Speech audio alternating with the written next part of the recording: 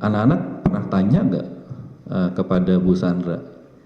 Iya, karena Panggilannya saya... apa? Papa? Papa. Papa. Papa kemana gitu? Nanya nggak?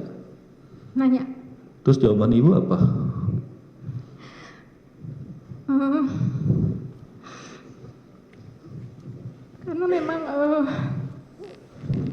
anak saya laki-laki, jadi saya tidak terlalu bisa mengajak anak saya untuk main bersama. Jadi memang anak saya sangat dekat dengan suami saya. Anak saya selalu bertanya,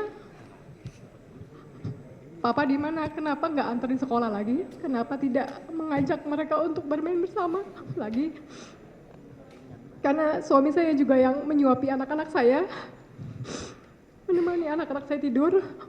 Saya bilang ke anak-anak saya, Papa wamil, jadi nggak bisa ketemu dulu. Papa lagi wamil, ibu. Iya. Ibu wamil dibilang wajibnya. Karena gitu. anak saya taunya BTS yang mulia.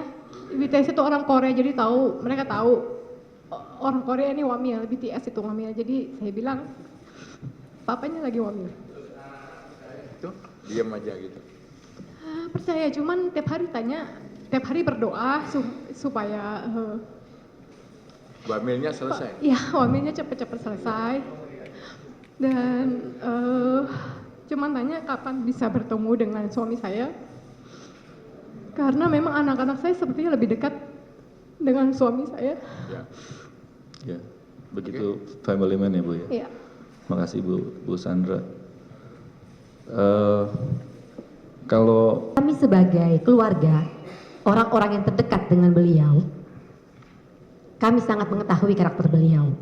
Beliau tidak mempunyai karakter merugikan siapapun. Saya tidak pernah tahu kakak ipar saya menolong siapa saja. Tetapi ketika kakak ipar saya sedang tidak ada bersama-sama dengan kami, saya banyak sekali mendapat informasi dari teman-teman saya, dukungan doa, karena kamu mempunyai kakak ipar yang sangat baik. Jadi kakak ipar saya juga seseorang yang sangat menyayangi keluarga. jadi tidak hanya istri, juga Anda sebagai adiknya juga Tidak. dianggap sebagai bagian keluarga. Bahkan Sehingga kepada dia orang-orang yang disayang. mungkin random, tidak dia kenal. Ketika dia tidak ada bersama-sama dengan kami, saya ada aja. Banyak teman-teman saya menyampaikan dukungan doa karena mereka tahu. Kamu tahu bahwa kakak ipar kamu membantu ini, itu yang kami aja tidak pernah tahu. Jadi begitulah karakter kakak ipar saya.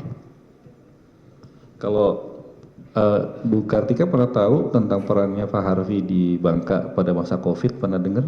Pernah tahu? Saya tidak pernah Nggak tahu. Mungkin Bu Mira mungkin pernah tahu gak tentang Apa ya? kiprahnya Pak Harvey di Bangka pada masa COVID atau tidak pada pernah, masa yang lain? tidak pernah dengar. Tapi kalau sikapnya terhadap tadi kan dia nungguin papanya kalau iya, sakit gitu ya. Memang begitu ya, dia juga family man juga kayak yang Iya, lain. waktu itu sakitnya hampir 2 tahun.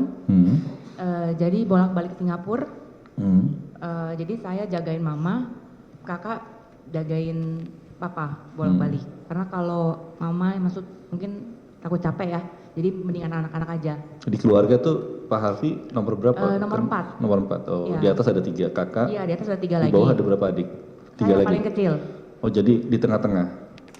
Pak Harvey. Pak Harvey nomor 4, saya nomor 5. Oh, nomor 5.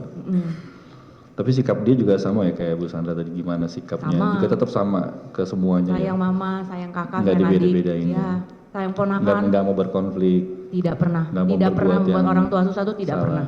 Nggak mau berusaha, selalu berusaha yang terbaik ya. Ya, kita semuanya keluarga akrab ya. Maksudnya tidak pernah ada masalah dari kecil. Selalu rukun, tidak pernah mengecewakan orang tua sama sekali. Makasih Bu Mira. Saya kembali ke Bu Sandra sebentar. Rati udah bisa? Ibu Sandra dulu deh. Ibu Sandra, tadi saya ada pertanyaan sebenarnya ketinggalan berkaitan dengan perannya Pak Harvey di Bangka. Either itu pada masa-masa COVID, karena saya juga baca dengar ya dengan bagaimana dia membeli alat-alat buat bantu nafas itu pada masa-masa COVID, dan itu lumayan banyak yang harus didisperse. Ibu Sandra tahu tentang kegiatan itu? Saya tahu. Jadi suami saya pernah bilang dia ingin mengajak teman-temannya untuk membantu yang COVID, karena ini kan masalah nyawa orang.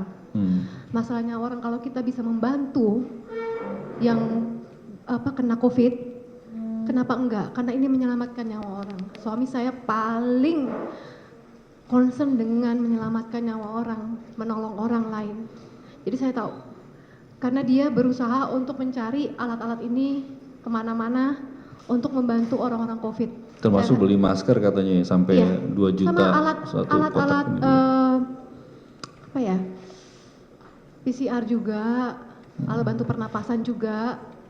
Setahu saya itu karena dia mencari kemana-mana, karena ini menyangkut nyawa orang lain. Iya. Bukan orang yang suka berkonflik ya Bu ya? Tidak, saya tidak pernah ribut sama Kalau suami. di jalan gitu misalkan lampu merah berhenti atau apa, tertib aturan gitu gak? Kalau Pak Harvey yang nyetir? Di rumah itu yang pernah marah cuma saya. Oh gitu. Tanya sama semua, tanya Rati silakan, jangan nangis Rati silakan. Kalau terkait karena pada saat itu Bapak bilang kasihan mereka tidak bisa pulang. Tolong selama 3 bulan ke depan gaji mereka dikali 3. Saya kaget karena sebaik itu seorang bos memikirkan karyawannya.